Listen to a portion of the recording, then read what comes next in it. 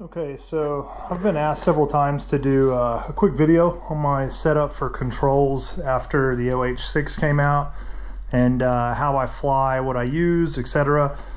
Before I get kicked off here, I'm not affiliated with, nor do I endorse or promote or sell anything for any of the following people. So this is just my opinion, what I've been flying with, and what I enjoy using. We'll start with my VR headset. I only fly with VR. So I've got a tripod rigged here because it drives me up the wall when the cable on the Boeing chair is riding down my back when I'm looking left and right in DCS. I predominantly only fly DCS, maybe MSFS every once in a while. So we get down here real quick. So this is a very old school Pimax 8K, not even the 8KX. One thing I can say, I'm a huge Pimax fan. This thing has taken a beating. I've been kind of cheap. I haven't updated to an 8KX or the the Crystal. I've reserved the new one coming out. This thing takes a hell of a beating. So as you can see here, it's showing its wear. I've got 550 cord because the thing here snapped to hold the case in, so I rigged some 550 cord to hold the head strap on. I mean, this is like an old beat up truck, to be honest with you. So you can see here the button popped off. So I use literally like a toothpick or a sharp thing to turn the Pimax on. I know this is ghetto as shit, but like, this thing is awesome. It still runs great. It's awesome. I love it. I've flown with the 8KX and I've flown with a Crystal. My buddy has a Crystal, and man, it's night and day. This is, again, the original Kickstarter 8K that I backed way back in the day. So yeah, I can't brag enough about Pimax, and if anybody flies VR, in my personal opinion, that's the only way to go. Rolling into the chair, everybody's seen these huge reviews, right, on Next Level Boeing chairs. I'm 6'3", 240 pounds, so my big ass has put a dent in the chair there, but I love this thing. I know people have talked about it, but you can adjust here. Where it's going to come important is your adjustment there on the seat to scoot it back and forth. To me right now is super important because I fly with a collective, which we'll get to. Nothing crazy. Got the mouse pad there on the side panel, which I'm able to use just fine with DCS and manipulating everything while we fly. Coming over to this side, this is where we can really get into the controls. So this is Thrustmaster HOTAS. All you DCS players, a lot of MFSS players know what it is.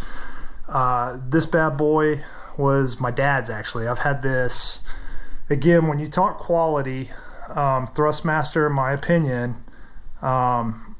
is top notch, or at least back in the old days they have been. To my knowledge, they still are. Sometime in the near future, I'm going to need to update, just because I've literally had this thing probably 15 years, and it's still kicking. No buttons have broken, nothing. I treat it with respect. That's the second F-16 stick I've had. Right here at the base, this corroded after the same amount of time I had this. This literally corroded this wing nut here, and it just, I mean, this shit just sheared off. It was crazy. So bought another stick, so that's my second one. Those are Thrustmaster pedals. I will say, not impressed with those. I don't like how close they are.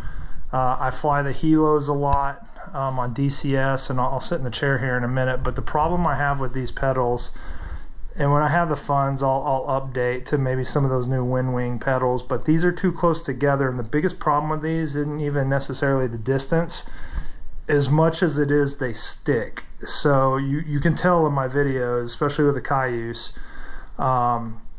if you see me jerking the shit out of the helicopter, it's because those damn pedals, when you apply pressure and push it forward, they like to stick about halfway, 3/4 of the way up. Again, I have some buddies that got the really expensive Thrustmaster, what they're called, the big metal ones. Those are badass, those work, but I think I might try WinWing, their new ones when they come out. So here's here's the bread and butter, and I want to get rid of some miscommunications right away. So this is the new Virpil H64 collective. Now I stole someone's idea and I actually kind of modified it, and I'm going to put in the I'll put in the YouTube video in the comments like links to where I've got the do-it-yourself project here. The first thing I wanted to spell is you can use the collective and the throttle in DCS and have them both hooked up to the computer with no problem. The same with Microsoft Flight Simulator. All you got to do is delete the axes from your profile for whichever one you don't want to use. So like in DCS, all my helos are set up with the collective, all the axes are knocked off with the throttle. So one thing when I bought this that took some getting used to, I had to figure this out, was I saw a bunch of, I'm not knocking everybody who did this, but I saw a bunch of garbage videos where they took this, they took this mount right here and like flipped it upside down and put it back here and did some kind of janky ass thing where they hooked it to the base of the chair. It just didn't look natural. This wasn't away from the seat, or wasn't close enough to the seat for me. And I didn't like what people were doing. I thought it looked gross. So I came across some random post somewhere where somebody said they bought some extrusion and mounted the collective to the chair. Now what they didn't do was leave the throttle on there. They had some extension, which I was not able to find, which extended out below the throttle and came up, and then they had this on there. And I spent a while looking for that, and I'm like, man, it was pissing me off. I couldn't find it. The guy wouldn't respond, let me know how he did it. So if you don't know what extrusion is, this is extrusion, I believe. What do we got here? Yeah, 40 by 40 by 8. So it's a 12-inch extrusion. Now, what this does is, if you look at this right here, I suck at filming. So those little grooves right there is what's going to hold this to the chair and hold the collective to the extrusion.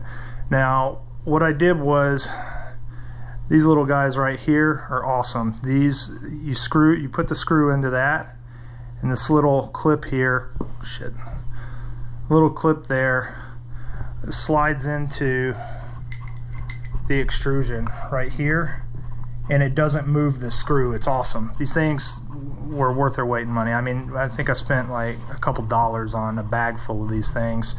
So what I did was, for the collective, what was important to me was making sure that it was close enough to the chair, I'll sit in the chair here in a minute, that it cleared the throttle and that the extension on the back didn't go way out. Now, it sticks out a little bit, not a big deal.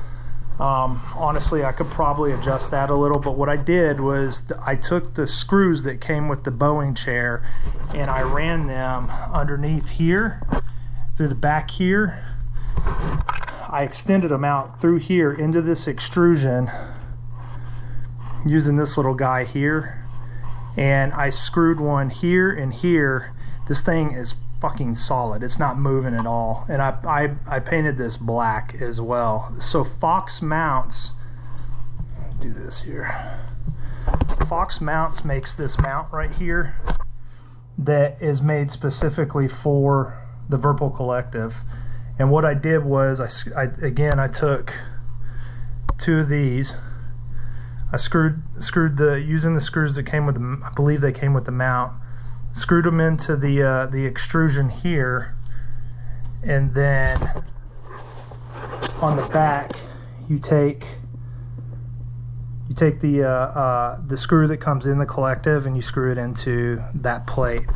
And what you come out with, to me, is a solid setup. It looks clean. The black extrusion matches the chair. It doesn't seem out of place. The back of the collective is not sticking out past the chair too bad. And then the most important part, if I can get this here, is when pulling up on the collective, you can see the, hopefully the video does it justice, but you can see the distance between the collective and the plate. You're never going to hit that throttle when you're adjusting the collective. And what's great is, because it's the H64, when you're coming to the back here sitting in the chair, your arm isn't jacked all the way back. And again, that's where this comes into play. Depending on your height, you can just slide the seat back to adjust where your arm is in relation to the collective. So we're gonna do this without eating shit. So when sitting in the chair here, everything feels extremely natural. Again, hopefully my Hobbit feet don't look like shit on video. This is the first time I film myself. Getting about right here is where they can start to stick, but everything feels natural. So the stick is sitting at its lowest point on the mount here for the Boeing chair, so I can rest my hand here, and I mean, it's natural. Throttle, natural, it's great. Here's where it gets awesome. My hand isn't extended out at all. My arm's not jacked back. If you want to slide down to the collective, easy day. Right there. Now, you'll have to look at, if any of you buy this collective, you'll have to go and look at the instructions. You can pull this cover off and adjust the cam in there, so you can pull it up all the way if you want. Personally, I left what was in there. It is a little touchy. It probably could be moved to the little one, I mean the middle one, because if I get to about right there and I'm at full collective, it does make it a lot touchier in DCS that way. In the middle one, you could probably bring it up here and it'll give you a little more play, so it's not as touchy. One thing I want to say about the quality on this, when I first opened it up, I was like, I'll be honest, it's not this rock solid beast right here. I've knocked the shit out of this thing unintentionally, thinking I was going to break it, and this thing, I can't comment on Thrustmaster enough and their steel components. This is not steel, but after flying with it for a little while, I can't go back to anything else. Like, it feels great. The buttons are not as good as Thrustmaster, but they're all firm. They all work well. They feel great. I don't have any play. This is right out of the box. I haven't adjusted anything, so I can adjust the collective and leave it where I want it, and it doesn't drop. Gravity's not pulling it down. Everything, I can't go back to flying with a throttle now for the helicopters.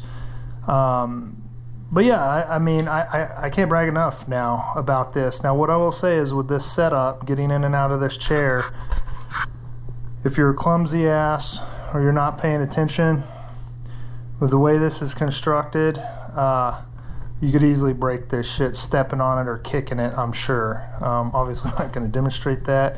Another thing, because the quality is not as sound as Thrustmaster, and I'm sure Windwing, because I think some of their stuff is metal, you just have to treat this with a little more care than you would the others, especially if you have kiddos. I do not. You probably don't want the kids in here yanking the shit out of this thing and playing with it, but for hardcore DCS simmers like myself, it's like VR. Once you go to the collective, you're not going to want to go back. But I will say, if you go to the collective, I can't recommend this setup better or more, because the way they had it, they took this mount that the plate's on and it extended out to like right here, so your arm's like out here with the collective instead of in its natural place. So I hope this helps people with my setup. Of course, I got the keyboard right here, so on VR, easy day, just reaching up here. I don't really need to manipulate the keyboard too much. Some people may ask, like, how does it work in desktop mode when you're not flying the sim or anything like that. I don't really play a lot of other video games, really just watch the ridiculous news right now with our current administration, but the chair can get a little uncomfortable if you're sitting here for hours looking at the news, but when you're playing DCS, you really don't notice it, or at least I don't. And then yeah, the mouse is in a comfortable position here. You could extend this out with a bigger mouse pad if you wanted to, but I find that this one works fine. And then I usually don't leave my Pimax on the floor here at night. I've got a hook up there on the door that I put it on.